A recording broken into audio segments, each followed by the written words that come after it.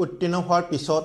হয়তো ছাত্ৰ ছাত্ৰীসকল বা অভিভাৱক বা শিক্ষাৰ্থীসকলৰ মনত কিছুমান প্ৰশ্ন উদয় হ'ব পাৰে কোনবিলাক পাঠ্যক্ৰম অধ্যয়ন কৰিলে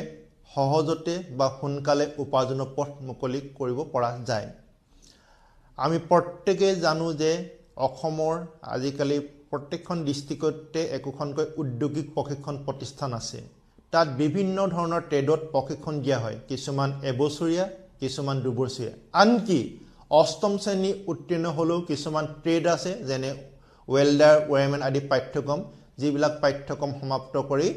উপাৰ্জনৰ পথ মুকলি কৰিব পাৰে সেইদৰে ওয়েল্ডিংৰ বাহিৰেও electrician carpenter sewing technology basic cosmetology বা কম্পিউটাৰ বিষয়ক সেইদৰে অটোমোবাইল ইঞ্জিনিয়াৰিং এনেকুৱা বিভিন্ন ধৰণৰ পাঠ্যক্ৰম আছে যিবিলাক পাঠ্যক্ৰমত এবছৰীয়া বা দুবছৰীয়া প্ৰশিক্ষণ গ্ৰহণ কৰি শিক্ষাৰ্থীসকলে কৰ্মসংস্থাপনৰ বাট মুকলি কৰিব পাৰে কিছুমান আছে নেশ্যনেল ভোকেশনেল কাউন্সিল আৰু কিছুমান ষ্টেট ভোকেশনেল কাউন্সিলৰ অনুমোদন থকা আৰু এইখিনিতে এটা কথা উল্লেখ কৰিব বিচাৰিছো যিকোনো পাঠ্যক্ৰমত নামভৰ্তি কৰাৰ আগতে ছাত্ৰগৰাকীয়ে বা ছাত্ৰীগৰাকীয়ে সেই পাঠ্যক্ৰমবিলাক ৰিকগনাইজ অথৰিটিয়ে এপ্ৰুভ কৰা হয় নে নহয় জানি ল'ব লাগিব যেনে মই এতিয়া উল্লেখ কৰিলো যে উদ্যোগিক প্ৰশিক্ষণ প্ৰতিষ্ঠানত বিভিন্ন ট্ৰেডত প্ৰশিক্ষণ গ্ৰহণ কৰিলে ব্যক্তিগত খণ্ডতে হওক বা চৰকাৰী খণ্ডতে হওক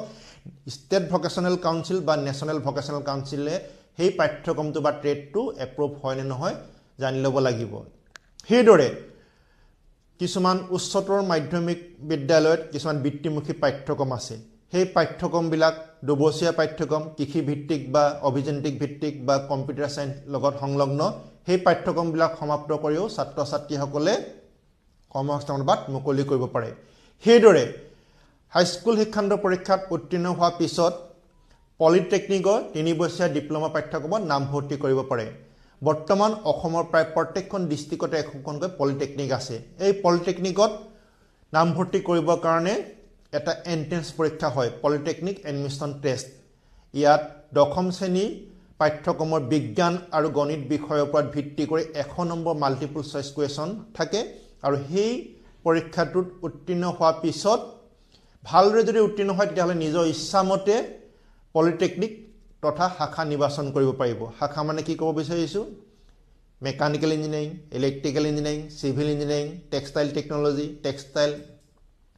design fashion technology information technology chemical engineering এনেকুৱা ধৰণৰ বিভিন্ন পাঠ্যক্ৰম আছে আৰু মই আগত খণ্ডত উল্লেখ কৰিছিলো যে এই শাখাবিলাকো নিজৰ ব্যক্তিত্ব নিজৰ হবিৰ লগত সমন্বয় ঘটাই যদি সিলেক্ট কৰে তেতিয়া হলে আগুৱাই যোৱাত সহজ হ'ব তাৰ পিছত আনকি পলিটেকনিকৰ 3 বছৰীয়া ডিপ্লোমা সমাপ্ত কৰাৰ পিছতো কোনোবা যদি ভাবে যে মই উচ্চ শিক্ষা গ্ৰহণ কৰো তেতিয়া হলে লেটাৰেল এন্ট্ৰি যোগেদি সেকেন্ড ইয়াৰৰ বিটেক পাঠ্যক্ৰমতো নামভৰ্তি কৰিব পাৰে এতিয়া কথাটো হল যে হাইস্কুল শিক্ষান্ত পৰীক্ষাত উত্তীৰ্ণ হোৱাৰ পিছতো কিছুমান প্ৰতিযোগিতামূলক পৰীক্ষা আছে যিবিলাক পৰীক্ষাত অৱতীৰ্ণ হয় ছাত্ৰ ছাত্ৰীসকলে কৰ্মসংস্থাপনৰ বাটো মুকলি কৰিব পাৰে উদাহৰণস্বৰূপে ষ্টাফ সিলেকশ্যন কমিছনে মাল্টিটাস্কিং জবৰ কাৰণে কিছুমান এডভাৰটাইজমেন্ট দিয়ে হাইস্কুল শিক্ষান্ত পৰীক্ষাত উত্তীৰ্ণ হোৱাৰ পিছতো এই পৰীক্ষাত অৱতীৰ্ণ হৈ চাকৰি পাব পাৰে গতিকে আনকি আইটিআই পাঠ্যক্ৰমতে হওক বা পলিটেকনিকৰ পাঠ্যক্ৰমতে হওক বা বৃত্তিমুখী পাঠ্যক্ৰম গ্ৰহণ কৰাৰ পিছত ইচ্ছা কৰিলে আকৌ হাই সেকেন্ডাৰী উচ্চতৰ মাধ্যমিকৰ বিজ্ঞান শাখা বা কলা শাখা বা বাণিজ্য শাখা পাঠ্যক্ৰম লৈ ক্লাছ 11ত নামভৰ্তি কৰিব পাৰে এতিয়া এটো নিৰ্ভৰ কৰিব ছাত্ৰ বা ছাত্ৰীগৰাকীৰ ওপৰত আৰু এটা কথা মই উল্লেখ কৰিব বিচাৰিছো যে কামৰ যে কোনো সৰ্ব নাই কাম কৰিব লাজ কৰিব নালাগে সেই মহাত্মটো যদি আমি মনত ৰাখি লওঁ তেতিয়াহ'লে আমি সকলোৱে আগুৱাই যাব পাৰিম এতিয়া সাধাৰণতে দেখা যায় যে কিছুমান কাম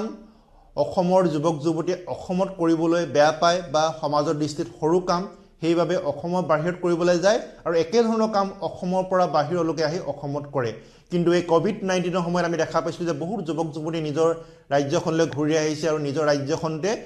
নিজৰ প্ৰচেষ্টাত কিছুমান কাম হাতত লৈছে আমি আসলতে কামৰ কোনো সৰ্ব নাই সেই কথাটো যদি সকলোৱে ভাবি লওঁ তেতিয়াহ'লে আমি সকলোৱে আগুৱাই যাব পাৰিম আমি সেই মানসিকতাটো আমি সলনি কৰিব লাগিব অকল চৰকাৰী চাকৰি কৰিলে যে চাকৰি কৰা এনেকুৱা নহয় চৰকাৰী হওক বেচৰকাৰী হওক আৰু স্বনিৰ্ভৰশীল আমি সকলোৱে নিজৰ দক্ষতা অনুযায়ী কাম কৰিলে যে আমি সকলোৱে আগুৱাই যাব পাৰিম সেইটো কথা আমি মনত ৰাখি লৈ আগবাঢ়িলে আমাৰ অসমখনো ভাৰতবৰ্ষৰ বিকট এখন জাকত জিলিকা ৰাজ্য হৈ উঠিব বুলি ভাবো এইখিনিকে আজি খণ্ডত উল্লেখ কৰিলো আৰু পিছৰ খণ্ডত আমি হাইস্কুল শিক্ষান্ত পৰীক্ষাত উত্তীৰ্ণ হোৱাৰ পিছত বিজ্ঞান বিষয়ে কি পাঠ্যক্ৰম আছে বাণিজ্য